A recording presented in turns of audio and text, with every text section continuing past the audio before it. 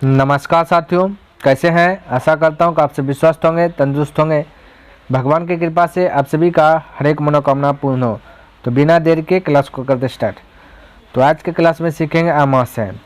तो आज मैं आपको बताऊंगा कि सेल्फ स्टडी क्या होता है और सेल्फ स्टडी किस प्रकार से किया जाता है।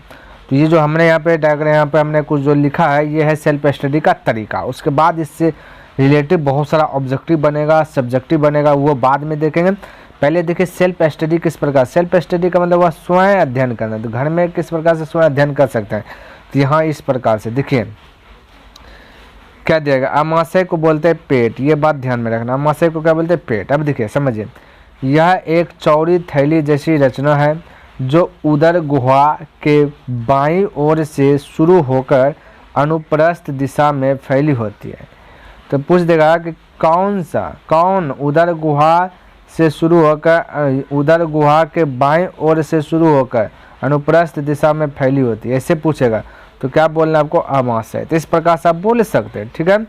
अब देखिए ऐसे भी पूछ देगा आमाशय कहाँ से कहाँ तक फैली होती है, तो आप बोल सकते हैं उदर गुहा से लेकर के अनुप्रस्थ दिशा तक, ठीक है। ऐसे भी पूछ सकते हैं। यहाँ पर देखिए आमाशय का अग्रभाग कार्डियक कहलाता है। आगे वाला भाग को हम कार्डियक कहते हैं। ये बात आप ध्यान में रखें, ऑब्जेक्टिव बन रहा है यहाँ से। पूछ देगा आमाशय का आगे वाला भाग को क्या कहते हैं? कार्डियक कहते हैं, ठीक है। कार्डियक तथा पिछला भाग पाइलोरिक भाग है। पिछला को कहते हैं पाइलोरिक। ध्यान में रखना, क्या कहते हैं? पाइलोरिक कहते हैं। ये बात ध्यान में रखिए, ठीक है, क्योंकि ऑब्जेक्टिव इससे पूछेगा कि आमाशय का पिछला भाग पाइलोरिक, अगला भाग कार्डियक। आमाशय कहाँ से कहाँ तक फैली होती है? उधर गुहा से लेकर अनुप्रस्थ दिशा तक। इस प्रकार से आपसे क्वेश्चन पूछ सकता है, ध्यान में रखना है ना। फिर इन दोनों के बीच का भाग फुंडिक कहलाता है। यानी कि देखो ये कार्डियक होगा आगे, पीछे हो गया पाइलोरिक, इसके बीच में जो बचता है ये होगा फुंडिक। ये बात ध्यान में रखना है। आमाशय का बीच वाला भाग क्या कहलाता है? फुंडिक, ठीक है। तो एक प्रकार से देखा जाए तो आमाशय को 3 भाग में बांट दिया गया। एक है आपका क्या चीज़, ये आगे वाला भाग, एक है कार्डियक, फिर है फुंडिक, फिर है पाइलोरिक, कैसे ना। तो एक प्रकार समझे तो 3 भाग में बांटा गया है ना। तो आप देखिए आगे, आहार नाल के अन्य भागों की तरह आमाशय की भीतरी दीवार पर स्तंभाकार एपिथीलियम कोशिकाओं का स्तर होता है। कहता है आहार नाल के अन्य भागों की तरह ही आहार जो नाल है, जहाँ से भोजन जिस नली से आकर के पेट में तक पहुँचता है, छोटी हद तक पहुँचता है, वही कहता आहार नाल के अन्य भागों की तरह ही। आहार नाल के जो और अन्य भाग है उसी के तरह आमाशय की भीतरी दीवार पर स्तंभाकार यानी कि एपिथीलियम कोशिकाओं का स्तर होता है। कौन सा कोशिका का स्तर होता है? एपिथीलियम कोशिकाओं का क्या होता है? स्तर होता है। आगे कहता कोशिकाओं का यह स्तर जगह जगह अंदर की ओर धंसा रहता है। कहता है कोशिकाओं का जो यह स्तर है, यह कहता है जगह जगह धंसा रहता है। फिर इन धसे भागों की कोशिकाएं आमाशय ग्रंथि या जठर ग्रंथि का निर्माण करती। कहता यही धसा हुआ जो कोशिका है, यही आमाशय ग्रंथि बोलिए, या पेट वाला ग्रंथि या फिर जठर ग्रंथि का ही निर्माण करता है। तो जठर ग्रंथि का निर्माण कौन करता है? आपको पता चल गया कि आहार नाल के अन्य भागों की तरह आमाशय की भीतरी दीवार पर स्तंभाकार एपिथीलियम कोशिकाओं का स्तर होता है ना। एपिथीलियम कोशिका, तो कोशिकाओं का यही स्तर जगह जगह अंदर की ओर धसा हो जाता है, और इन धसे भागों की कोशिकाएं आमाशय ग्रंथि या जठर ग्रंथि का निर्माण करती है, ठीक है। आगे देखिए, ये हो गया। अब देखिए जठर ग्रंथियों की कोशिकाएं 3 प्रकार की होती है। देखिए जठर ग्रंथि में जो कोशिकाएं होता है वो 3 प्रकार के। पहला श्लेष्मा, इसको म्यूकस भी कहते हैं। दूसरा भित्तीय, इसको अम्लीजन भी कहते हैं ना। तीसरा मुख्य, जिसको जाइमोजिन भी कहते हैं। जाइमोजिन कोशिका है, समझने का प्रयास कीजिएगा। हम बोले इन तीनों प्रकार की कोशिकाओं के स्राव का सम्मिलित रूप जठर रस कहलाता है। इन तीनों का जो मिला स्राव सम्मिलित रूप जो है, जब मिल जाता है तो उसको हम एक वर्ड में क्या बोलते हैं? जठर रस बोलते हैं, ठीक है। इन सभी का, इन तीनों कोशिकाओं के जो स्राव का सम्मिलित रूप जो है वो जठर रस कहलाता है, ठीक है। गैस्ट्रिक जूस है ना कहलाता है। जठर रस में हाइड्रोक्लोरिक अम्ल, म्यूकस या श्लेष्मा निष्क्रिय पेप्सिनोजेन होता है। यानी जठर रस में आपका हाइड्रोक्लोरिक अम्ल, जिसको हम HCl अम्ल भी कहते हैं, ध्यान में रखना, हाइड्रोक्लोरिक अम्ल, म्यूकस, श्लेष्मा, निष्क्रिय पेप्सिनोजेन, ये सब होता है जठर रस के अंदर, ये सब होता है, ध्यान में रखना है। ठीक है, आगे भी देखेंगे और विस्तार से। कहता हाइड्रोक्लोरिक अम्ल का स्राव अम्लजन कोशिकाओं से होता है। यानी हाइड्रोक्लोरिक अम्ल का स्राव जो है अम्लजन कोशिकाओं से होता है। हाइड्रोक्लोरिक अम्ल का स्राव यानी बहाव किसके द्वारा होता है? अम्लजन के कारण, है ना, कोशिकाओं से होता है। हाइड्रोक्लोरिक अम्ल निष्क्रिय पेप्सिनोजेन को सक्रिय पेप्सिन नामक एंजाइम में बदल देता है। हाइड्रोक्लोरिक अम्ल क्या करता है? निष्क्रिय पेप्सिनोजेन को ये सक्रिय पेप्सिन नामक एंजाइम में क्या कर देता है? बदल देता है। ठीक है, ध्यान में रखना। आगे देखिए, यहाँ पे पेप्सिन भोजन के प्रोटीन पर कार्य कर उसे पेप्टोन में बदल देता है। पेप्सिन क्या करता है? ये जो पेप्सिन है ना, ये वाला पेप्सिन, तो ये पेप्सिन भोजन के प्रोटीन, भोजन में जो प्रोटीन पाया जाता है उस पर काम करता है। क्या करता है? काम कर उसको पेप्टोन में बदल देता है। पेप्सिन किस में बदल देता है? भोजन को पेप्टोन में। क्वेश्चन पूछ देगा कि पेप्सिन नामक एंजाइम भोजन को किस में बदल देता है? पेप्टोन में बदल देता है ना। हाइड्रोक्लोरिक अम्ल जीवाणुनाशक की तरह भी कार्य करता है। यह कहता है जीवाणु को नाश कर देता है। हाइड्रोक्लोरिक अम्ल वैसा ही नाश करने वाला कार्य करता है।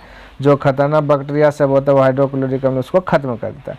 तथा भोजन के साथ आने वाले बैक्टीरिया को नष्ट कर देता है। भोजन के साथ जो बैक्टीरिया आता है वो नष्ट करता है HCl अम्ल यानी हाइड्रोक्लोरिक अम्ल। ठीक है, आगे म्यूकस का स्राव म्यूकस कोशिकाओं से होता है। म्यूकस का स्राव जो है कि म्यूकस कोशिकाओं से ही होता है ना। म्यूकस अमाशय की दीवार तथा जठर ग्रंथियों को हाइड्रोक्लोरिक अम्ल तथा एंजाइम पेप्सिन से सुरक्षित रखता है। म्यूकस क्या करता है? म्यूकस कोशिका का काम क्या है कि अमाशय की दीवार और जठर ग्रंथियों को हाइड्रोक्लोरिक अम्ल छोड़ता है, क्योंकि क्या करता है? विषाणु को नष्ट करता है। तो ये जो अम्ल छोड़ता है तथा एंजाइम पेप्सिन से, तथा एंजाइम एक पेप्सिन है, इससे सुरक्षा रखता है। म्यूकस क्या करता है कि सभी एंजाइम से, अम्ल से सुरक्षा रखता है। किसको? दीवार को, अमाशय की दीवार को। ठीक है, ताकि उसको कोई हानि ना पहुंचे, है ना। आगे मनुष्य के अमाशय में प्रतिदिन लगभग 3 लीटर जठर रस का स्राव होता है। 3 लीटर जो है कि जठर रस निकलता है मनुष्य के अमाशय में। प्रतिदिन लगभग 3 लीटर जठर रस का स्राव होता है। 3 लीटर जठर रस बाहर निकलता है। ठीक है, आगे देखें फिर हमने क्या लिखा, समझे। अमाशय की ग्रंथियों से कभी कभी अत्यधिक अम्लीय स्राव होने लगता है। कभी कभी अमाशय से अत्यधिक ज़्यादा जो एक अम्ल स्राव होने लगता है, जिसके कारण इनकी दीवार को सुरक्षित रखने वाले म्यूकस, दीवार को सुरक्षित कौन रखता है? अमाशय की दीवार को? म्यूकस, है ना। म्यूकस का स्राव घट जाता है। जब अत्यधिक अम्ल स्रावित होने लगेगा तब जो है कि म्यूकस का जो स्राव है वो क्या हो जाएगा? घट जाता है। ऐसी स्थिति में अमाशय की दीवार की आंतरिक स्तर में कहीं कहीं गोलाकार अंदर की ओर कुछ धसा व घाव निकल जाता है। क्या निकल जाता है? एक घाव निकल जाता है। ठीक है, जब अत्यधिक अम्ल स्राव अत्यधिक अम्ल स्राव कब होगा? जबकि भोजन नहीं कर रहा है मनुष्य। ठीक है, ध्यान में रखना तब। ठीक है, तब क्या हो जाता है? ये म्यूकस का स्राव घटने लगता है। ठीक है, तो अमाशय की ग्रंथियों से कभी कभी अत्यधिक अम्ल स्राव होने लगता है। कभी कभी अत्यधिक अम्ल स्राव कब होता है? भोजन नहीं खा रहा है ना, उस समय अत्यधिक अम्ल स्राव होने लगता है। क्योंकि भोजन अम्ल निकलेगा तो भोजन खाया हुआ तो अम्ल क्या करेगा? पचाएगा। अब भोजन हुआ ही नहीं है, खाया ही नहीं है और अम्ल निकल रहा है तो वो क्या करेगा? तो म्यूकस का स्राव क्या कर देगा? घटाने लगता है, जिससे बीमारी होता है। देखिए कौन? तो ऐसी स्थिति में अमाशय की दीवार के आंतरिक स्तर में कहीं कहीं गोलाकार अंदर की ओर कुछ धसा हुआ घाव निकल जाता है ना। क्या हो जाता है? घाव। ऐसा घाव अल्सर कहलाता है। क्या कहलाता है? अल्सर। तो इस घाव को कहते हैं पेप्टिक अल्सर। यहाँ पे देखिए लिख दिए गए। अमाशय की दीवार में होने वाला इस प्रकार का घाव पेप्टिक अल्सर कहलाते हैं। तो पेप्टिक अल्सर हो जाएगा भाई जब कि आप भोजन बहुत दिनों से नहीं कर रहे हैं तो लेकिन अम्ल का स्राव होते रहेगा तो वो म्यूकस का स्राव को क्या कर देगा, घट जाता है। म्यूकस का जैसे स्राव घटेगा वैसे आपके पेट में पेप्टिक अल्सर घाव हो जाएगा। ठीक है, चलिए वैसे व्यक्तियों में जो लंबे समय तक बिना भोजन के अर्थात भूखे रह जाते हैं उन्हें पेप्टिक अल्सर होने की संभावना अधिक हो जाती है। देखिए यहाँ पे बोल दिया गया कि वैसे व्यक्ति जो लंबे समय तक बिना भोजन के अर्थात भूखे रह जाते हैं उन्हें ही पेप्टिक अल्सर होने की संभावना होते हैं, ये बोल दिया ना। ठीक है, चलिए ऐसा करते हैं पेप्टिक अल्सर वाला आपसे ऑब्जेक्टिव में जो है कि पूछ देगा और आपको अच्छी प्रकार से लर्न हो गया होगा पेप्टिक अल्सर एक क्या है, घाव है, कहाँ होता है, अमाशय में होता है। ठीक है, चलिए आगे देखिए क्या कहता है। आगे अमाशय में प्रोटीन के अतिरिक्त भोजन के वसा का भी पाचन प्रारंभ होता है। कहता है अमाशय में ही प्रोटीन के अलावा वसा का भी पाचन शुरू होता है। अमाशय में प्रोटीन के अलावा वसा का पाचन क्या होता है, शुरू होता है। ये नहीं कह रहा है पच जाता है, कहता है शुरू होता है।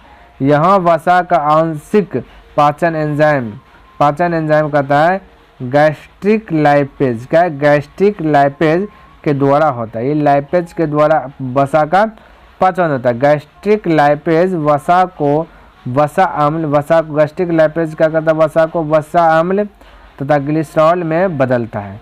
यही गैस्ट्रिक लाइपेज जो है ये क्या करता है, वसा को वसीय अम्ल और ग्लिसरॉल में विखंडित कर देता है। ठीक है, अमाशय में अब भोजन का स्वरूप गाढ़े लई की तरह हो जाते हैं। कहता है इसके बाद अमाशय में भोजन जो कि गाढ़ा हो जाता है, लई की तरह बन जाता है। जैसे हम भोजन पेट जैसे मुंह में भोजन लेते हैं, रोटी चबाते चबाते लई तरह हो जाता है ना, वैसा ही तरह हो जाता है, जिसे कायम कहते हैं। ये जो अमाशय पेट में जो भोजन गहरे लई की तरह हो गया उसे हम कायम कहते हैं। क्या कहते हैं, कायम कहते हैं। कायम अमाशय के पाइलोरिक छिद्र से के द्वारा छोटी आंत में पहुंच जाता है। कहता है कि पाइलोरिक छिद्र जो होता है इस छिद्र के द्वारा जो है ये कायम कहाँ चल जाता है, भाई वसा का जो चिपचिपा बना है वो छोटी आंत में प्रवेश कर जाता है। ठीक है, तो ये था अमाशय से थोड़ा बहुत इम्पोर्टेंट क्वेश्चन जो कि बन रहा था, ये पढ़ दिए। अब यहाँ से देखिए सवाल किस प्रकार से पूछा जाता है। देखिए क्वेश्चन पूछा गया कि अमाशय में पाचन रस की क्या भूमिका है, 2016 में पूछ देगा। अब उतना उधर पढ़ चुके हैं ना, तो पक्का आप ये सब भी बोल दीजिएगा। देखिए हमने यहाँ पे लिखा वही चीज़ लिखा, वहीं से खींच मचोड़ के लिखा कि अमाशय को 3 भागों में बांटा गया। हमने पहले बताया कि अमाशय में पाचन रस की क्या भूमिका था। हमने सबसे पहले बोले भूमिका था ही, ये पहले बोल दिया अमाशय को 3 भागों में बांटा गया, जिस प्रकार से पहला कार्डियक है, फिर फुंडिक है ना, फंडिक यहाँ पे लिखा गया, कोई दिक्कत नहीं, फुंडिक, फिर है पाइलोरिक, है ना, फिर हम बोले क्या 3 हो गया। फिर कार्डियक से HCl यानी हाइड्रोक्लोरिक अम्ल निकलता है।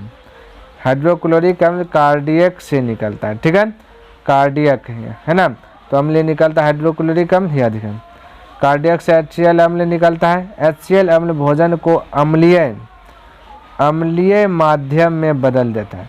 HCl अम्ल भोजन को क्या कर देता है, अम्ल बना देता है। ठीक है, अम्लीय माध्यम में बदल देता है। यह भोजन को छोटे छोटे टुकड़ों में तोड़ देता है। यह भोजन को क्या करता है, छोटे छोटे टुकड़ों में तोड़ देता है। ध्यान में रखना, कार्डियक से जो HCl अम्ल निकलता है तो HCl अम्ल भोजन को अम्लीय माध्यम में बदल देता है और यही HCl अम्ल क्या करता है, छोटे छोटे टुकड़ों में भोजन को तोड़ देता है। ठीक है, अब फुंडिक बचा, यानी फंडिक यहाँ पे लिखा है, कोई दिक्कत। फंडिक में रुचि होता है, फंडिक में रूजी होता है, क्या होता है, रूजी। ध्यान में, फंडिक में क्या होता है, रूजी होता है। यह भोजन को 4 घंटों तक रोक लेता है। तो फंडिक आपका क्या है, पेट को 3 भाग में बांटा गया, एक अग्र, एक पीछे, एक बीच। तो ये बीच वाला क्या आपका फंडिक है, ध्यान में रखना। तो ये बीच में आपका 4 घंटा भोजन रोकेगा।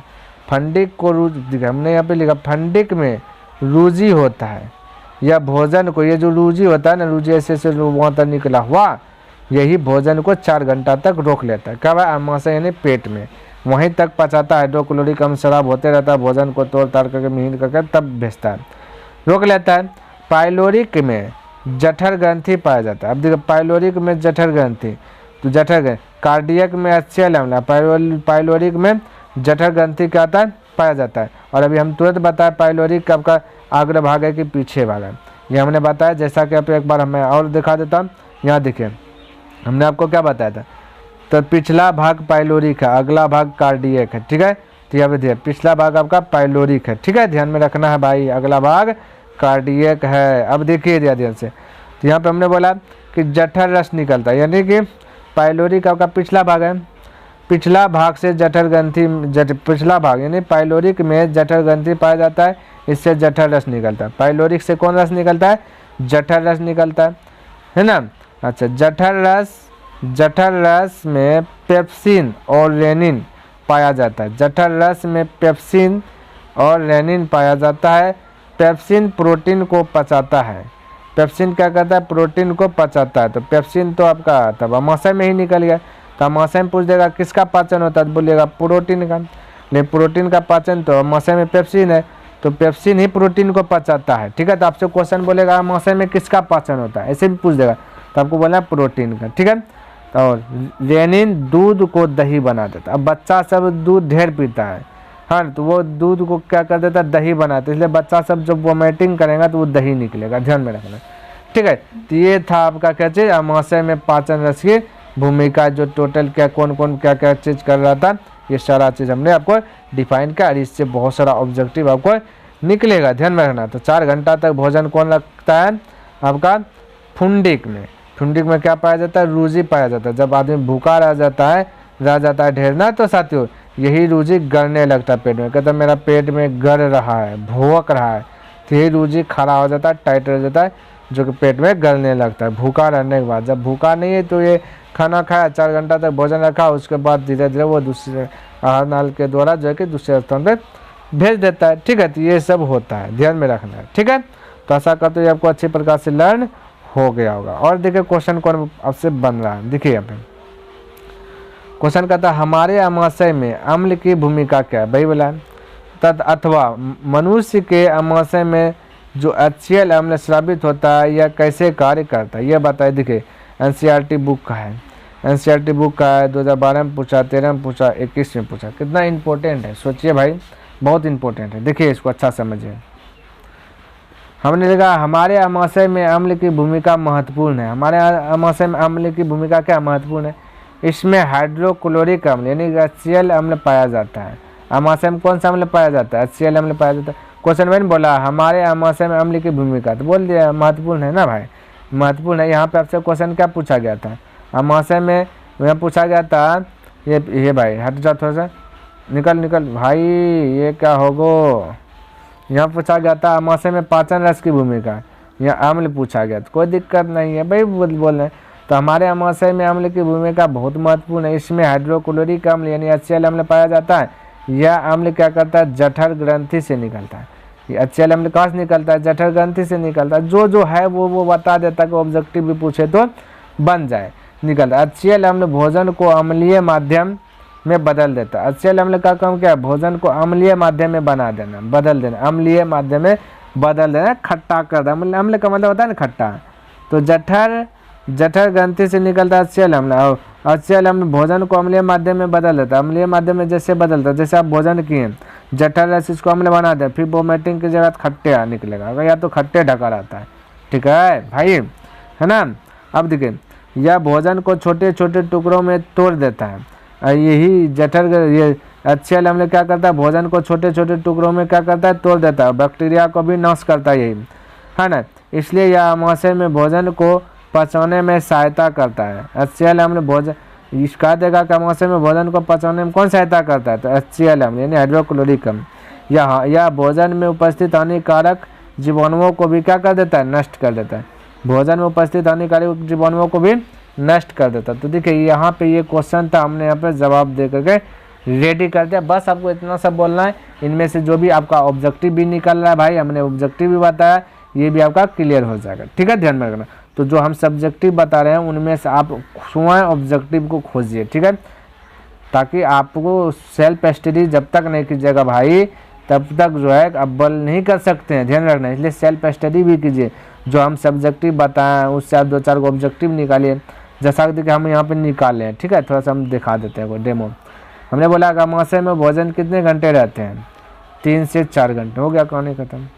और भी बोले अमावस्या में भोजन को क्या कहते हैं, कायम कहते हैं। उधर हम बताए थे शुरू में जठर ग्रंथि से कौन सा रस निकलता है, जठर रस निकलता है। और यहाँ से आप लोग हाइड्रोक्लोरिक अम्ल ये सब भी आप निकाल सकते हैं, ध्यान में रखना, ठीक है। तो उम्मीद है कि आप ऑब्जेक्टिव इससे निकालिएगा, ठीक है।